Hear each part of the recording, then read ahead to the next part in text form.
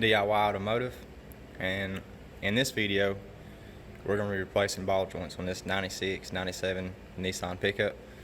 So hopefully we can get through this without me getting any more phone calls or people walking in. This will be about my 4th try. Anyways, doesn't look like it's going to be very complicated on this truck. It's been years since I've changed them on Nissan pickup, so you'll have to bear with me. But you're going to need, of course, your basic hand tools. You're going to want a ball joint press kit. Now, you can rent these from your parts stores. That's probably going to be your best option if you're just doing this on your personal vehicle or you don't do this very often. But if you're the avid DIY guy, excuse me, the avid DIY guy, and you're going to be doing this halfway regular, I would recommend you go buy a kit. You can get them fairly cheap on Amazon or Harbor Freight. My biggest issue with the parts store kits is sometimes they don't have the right thing in them, or sometimes something's missing, or somebody's done screwed something up in it. But anyways, we'll jump into it. So as you can see, we've got a tire off, 21mm lug nuts, zipped it off real quick. And on this one, with it being 2-wheel drive, it should be fairly simple. And what we're going to do is, I think we're just going to go ahead and remove this whole spindle assembly. So to do that, of course, you'll take your ball joints loose. We're going to take our tie rod loose. I believe we're going to take it loose from the 2 bolts that hold the bracket on the back. I'm not exactly sure yet. And you're going to want to move your brake caliper. Now when you remove your brake caliper, make sure you've got a little bungee cord or something you can hook up in here and hold that up. Do not let this brake caliper hang by the brake hose. That can damage it, break it, cause you all kinds of problems you don't want. So anyways, I'll get some tools together and we'll jump into it and go to the next step. Alright, so we've got our brake caliper off, 2 14mm bolts holding it on there. And as you can see, I'm going to try not to shake this phone too much on y'all. We've got it hanging from a strap. Your brake line doesn't have pressure or tension on it from hanging by it. So you want to make sure you do this so you do not damage your brake line. So the next step, I believe I'm going to undo the tie rod end bracket. Let me kind of switch around here and show you if I can get a good view of it. So your tie rod goes to this bracket that goes up through here. And the main reason I'm deciding to go ahead and undo that instead of undoing it right here is because our ball joint is right here and this bracket looks like it's possibly going to be in the way. So you're going to have 2 bolts, one here, one right up there. We'll go ahead and get them out, and then this tie rod, if everything goes well, should be able to swivel that arm back and just move it out of the way. And then once we've got that done, we're just about home free. We'll go ahead and take our cotter pins out of our upper ball joint, our cotter pin out of our lower ball joint, and we'll go ahead and get this whole spindle assembly out and out of the way, and we'll jump back into it. Alright, so on a tie rod bracket, 2 19mm bolts with lock washers on. Go ahead and get them out of your way. These are going to be pretty tight, but I believe you'll make it through it. So we'll get these out, set them over to the side, and what we're going to try to do is bend this bracket just like that. So now this is out of our way, we can get to work moving some stuff. So we're going to take our cotter pin out right here, just take you some pliers or whatever and try to straighten it up the best you can and push it through and then pull it on out. Same way down here on the bottom ball joint. And depending on how stubborn this thing's wanting to be, we may have to get our ball joint fork out and put in here and press all this stuff or knock all this stuff loose. But we'll get the cotter pins and bolts out and we'll be back to it.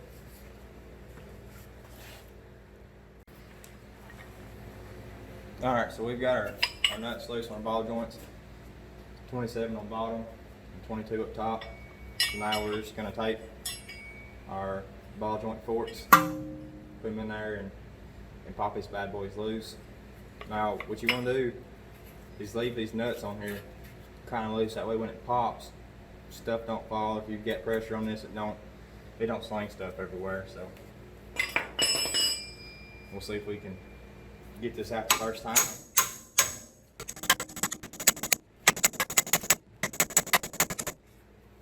She got a pretty good bit of tension right there. So now that we got all that pressure on there, we're going to tap around it right here and see if we can make it pop.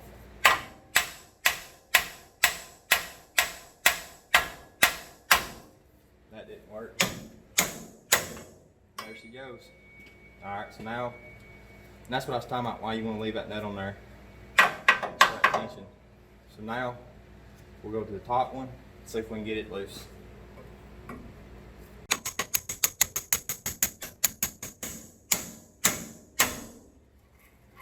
And now it's loose.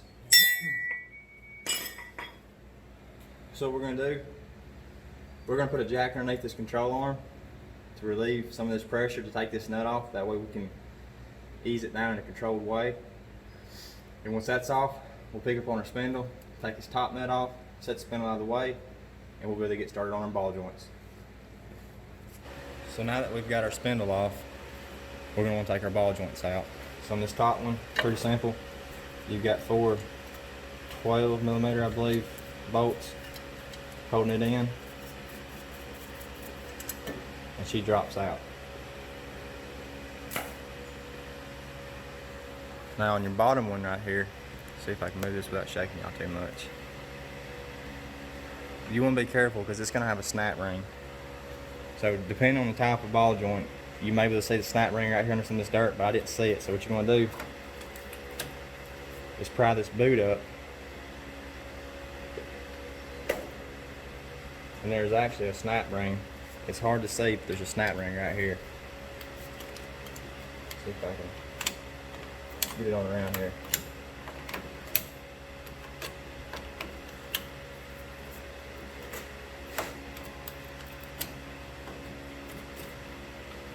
And there it is. Alright, so since we've got a snap ring, I'm going to grab the snap ring pliers, see if we can get them to work for us. Sometimes these things can be fairly aggravating, especially when they're this style snap ring. Now I got my pick under it. I'll roll it up, and I lost it. So again, all right.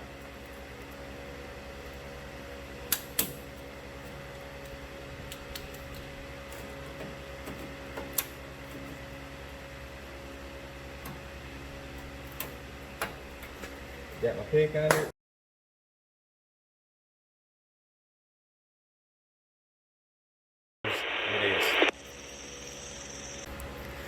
Well, pager went off again, so not sure if I'm gonna edit that out or not, but anyways, we got our snap ring loose, worked the pickup under it, and then used our screwdriver to make sure we're gonna pop back down in there. So now the snap ring's off. We're gonna want to set our ball joint press up. Yeah, she's bad. We're out. So we're gonna want to set our ball joint press up to press this out. So it's gonna sit around the bottom. Then you're gonna want it to sit on this lip right here. So I'll get all that stuff drug out. We'll get it pressed out, and once we get it pressed out, I'll show you what we're doing. Alright, so my ball joint adapters didn't really fit as well as I would like to have, for them to have. So what we're gonna do, we're just gonna set this one up top. Then we've got these two right here. Do them like that. They're gonna go up on the bottom. Make sure they sit around the ball joint and they actually don't go up against the ball joint. That way it can slide out the bottom. So do this, then we'll get our ball joint press tool. Go ahead and set it down there. And we're just gonna snug this up. And we're gonna take a 7/8 and put it on our impact.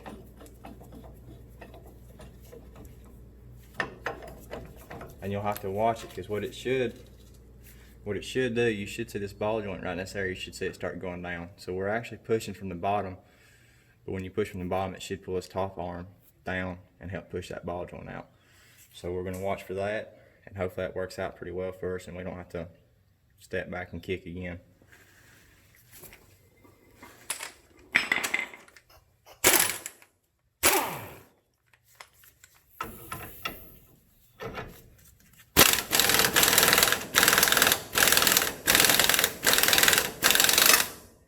Just like that.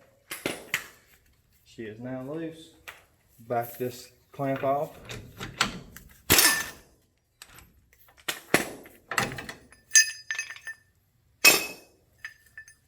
And there's your ball joint. So to put the new one in, it's just reverse. We're gonna push it up, put a snap ring on it, and be good to go. We're gonna clean this up real quick, and then I'll get back to you on how the ball joint sits in the press and all that good stuff. All right, so now we're gonna kind of go over how this is gonna work as far as pressing it in. You'll have your new ball joint, your snap ring, cotter pin, and your grease fitting. So when we get ready to put this ball joint in, it's gonna press from the bottom up. So this area right here is gonna be what actually presses into the control arm. And then your snap ring will sit in this groove up top. So to do that, we're gonna have to push it from the bottom. But you wanna be careful not to push on this center area right here, because you will ruin this ball joint and you'll be redoing it. So don't do that. So to prevent from doing that, we go back to our ball joint kit.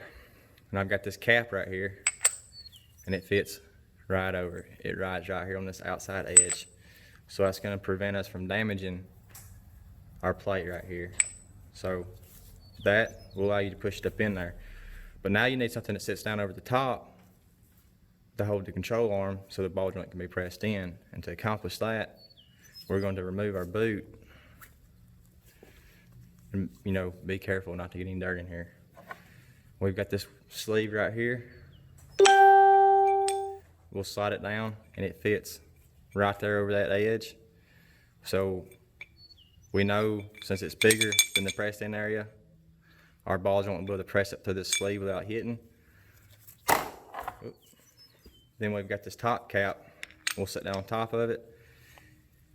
And as you can see in there, the ball joint's sitting way down in there. So it's not gonna make contact with this cap at all. You wanna make sure that does not happen. Otherwise, there again, you'll be pushing on your ball joint. But once that's done, we'll put our little C-clamp on here. The ball joint stud will stick out the top of the C-clamp, just like how we took it off. We'll push from the bottom, but instead of it pushing down, or adapters pushing down, these are just gonna hold the control arm, and our bottom adapter is gonna push it up into the control arm where it needs to be. So we'll get over there and try to get you a good view of doing that. All right, so I'm gonna see if I can show you how to do this the first time without having to do anything different. This can be kind of aggravating sometimes. So your ball joint's gonna push up from the bottom. We've cleaned this, make sure this area is clean. That way you don't have to worry about any kind of dust getting into your grease. So you're gonna set your ball joint up, just like that right there. Put your top adapter on there, your top sleeve. And put your little adapter there.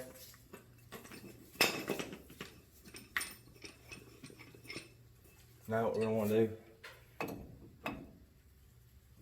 is set our little clamp, get it set in that hole, and we're gonna try to hold this while we push this one up in there. And actually, I'm gonna go ahead and put this adapter in here if it'll fit, so it helps keep it centered up on bottom.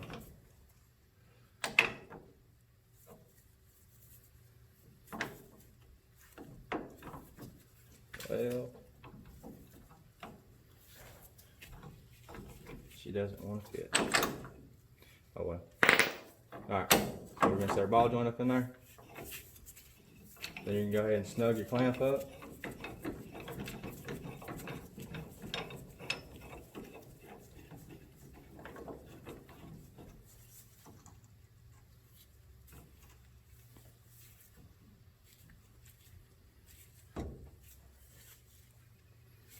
And once you've got your clamp snugged up, you're going to want to watch your ball joint. Now it's going to come free right here. It'll come out that hole. See if I can keep flicking y'all around, but y'all probably need to see this. So you can see it right there. It's going to come up out and through that hole.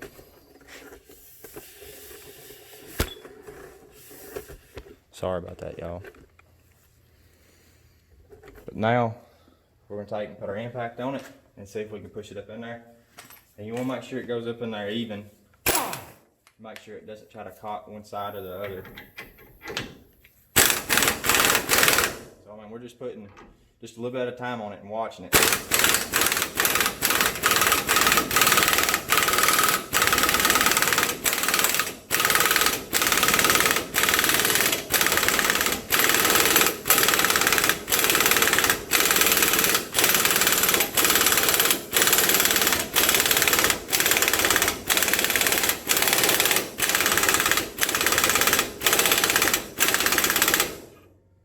Now she's all the way in there.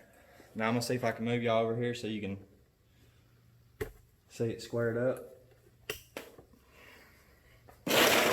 without just shaking y'all screen to death. Well, I might have to lower you. Y'all just bear with me. So that's what we're looking for right there. Is making sure it's nice and flush on that bottom lip. So now I'll set y'all back over there. We'll take our little clamp off. We'll double check everything, make sure it all looks good, and we'll install our snap ring.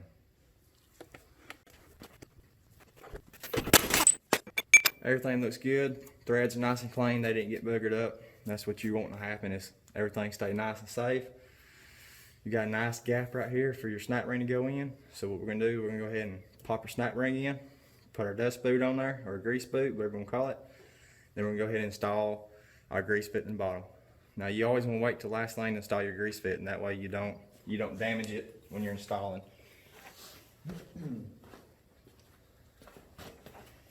Alright. See if I can get this bag open in the bugs. Alright. So depending on what kind of tools you have, you can do this with a screwdriver. I've got snap ring pliers, so I'm going to use them. Put your snap ring on there, squeeze it apart, and work it down on there,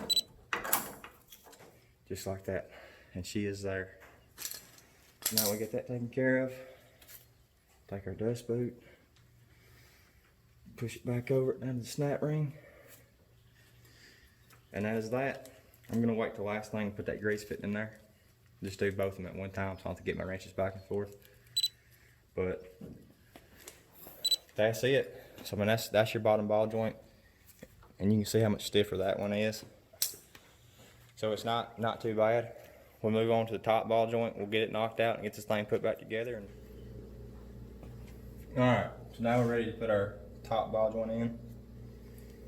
And if you remember, this one right here, it just sets up in there. So, simple as that. I'm going to set it up in there. And I have put a small amount of Loctite on my bolts. It's not necessary since it's got the lock washers, but it does make me sleep better at night. Now, if you do decide to use Loctite, all it takes is just a little bitty drop. You don't have to put much on there at all, especially with it having lock washers. So what we'll do, we'll get all 4 bolts started.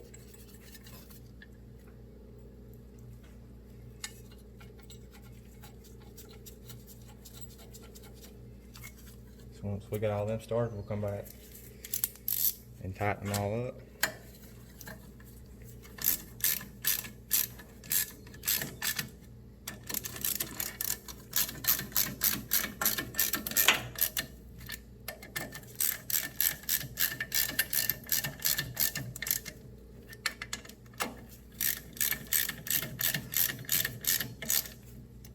Got them all snug.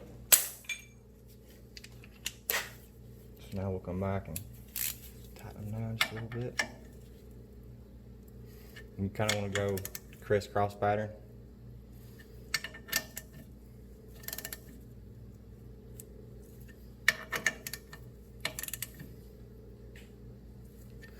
And that's that. So now we're going to put our grease fittings in.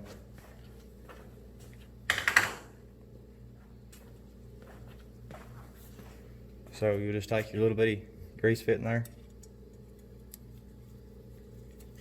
get it started. And these that I've got are gonna be an 8mm. Just depending, yours will be standard or metric, just depends. Now these little guys, well, that was tight enough. That's where I was getting to. These little guys, you just want to get them to where they're snug. Don't go any tighter, you'll snap them off. So now that we've got all that done, we've got our top ball joint in. We've got our bottom ball joint in. We're going to take these two little castle nuts off right here, and then we'll be able to set our spindle and all that stuff on this ball joint, and then we'll put our jack back under it, jack up this ball joint, start our nuts, tighten it down, put our cotter pins in, put everything back together. Alright, so here we go. Now we're going to put our spindle assembly and all that stuff on there. Oh, now you want to remember which way your brake caliper is facing. You don't want to put your spindle upside down. I figure it'd be kind of hard to, you'd realize it, but just stuff can happen, so hey, just watch out for that. So, pretty simple. You take your spindle, you'll set it down on your bottom ball joint, then we'll go ahead and start that nut. That way she's on there. And as you can see, she's going to be a little short of getting this top one, so we're going to put our jack on this control arm, and we'll jack that control arm up and start that top nut.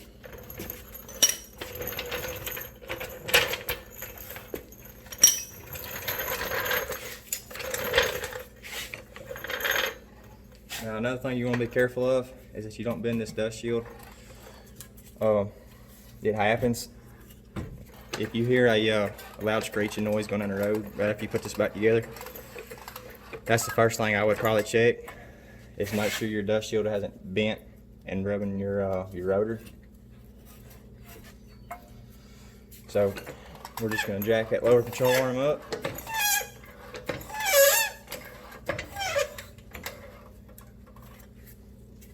Try to get lined up that ball joint.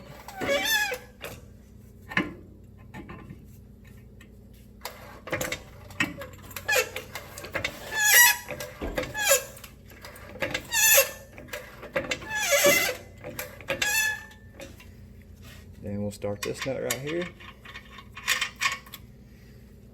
So that's pretty much it on putting that back on. So now we're gonna go ahead and tighten both of these. We're gonna put our cotter pins back in there. Now if you haven't ever used a cotter pin, you wanna get this joker pretty tight, about as tight as you can get it. And then you'll have a hole in the stud that'll line up with one of these slots in this nut. If you run your cotter pin through there, bend it both ways, you're good to go. So I'll get that done. We'll lift this thing back up off the floor. We'll go ahead and get ready to attach our tie rod linkage and our brake caliper and all that good stuff, and we'll be finished up. Alright, so now we're going to put our tie rod bracket back on. I'm putting just a small amount of blue Loctite on these bolts, even though they've got lock washers. Makes me feel better. Blue Loctite ain't that hard to get off. So now you've got two different length bolts. The long one's going to go on the top end, short one will go on the bottom end. So we're going to move our bracket back around.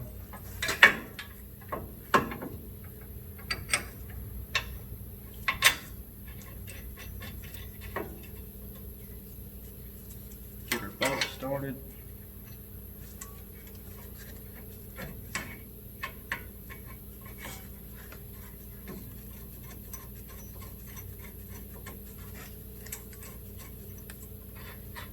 Just like that, and we're going to come back and tighten them up. Now, if you're having a hard time getting all this stuff lined up, you might need to move everything up front. You might need to turn everything to get it lined up just right, because that is your tie rod, so that's your steering. But we'll get this tightened up, and then we'll get back over here, and I'll show you about putting your caliper back on. Alright, so now to get back on our caliper. To make this easier, I'm going to push this piston in, and to do that, I'm just got a little brake adjustment tool here, and an old brake pad I always keep laying around just for this kind of crap. But you're going to set that in there, and we're going to put this in here, and we'll tighten it. And when you tighten it, it'll push that piston back down in there. That way it'll be a lot easier on you trying to put this caliper back on your vehicle. So just like this right here. So it pushes against this top, pushes the piston down. We'll just give that a few turns. Take all the stuff out of the way. Take a little fancy strap we had over here out of the way.